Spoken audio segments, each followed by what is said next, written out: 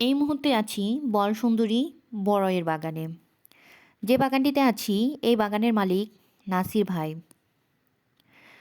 আমরা নাসির ভাইয়ের বলসুন্দরী বড়ই চাষের গল্প শুনব।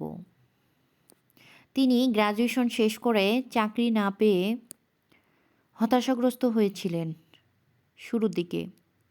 পরে গ্রামের এক বড় ভাই আইডিয়া দেন বলসুন্দরী বড়ই চাষের। 2022 সালে শুরু করেন বলসুন্দরী বড়ই চাষ। তাতেও তিনি লাভবান হয়েছেন। এ বছরে 20% জমিতে বলসুন্দরী বড়ই চাষ করেন। 70 থেকে 80 টাকা দরে প্রথম দিকে বিক্রি করে 6 মাসে যে খরচ হয়েছে তার থেকে 3 গুণ লাভবান হয়েছেন। এখনও অর্ধেক অংশ বিক্রি করার বাকি রয়েছে।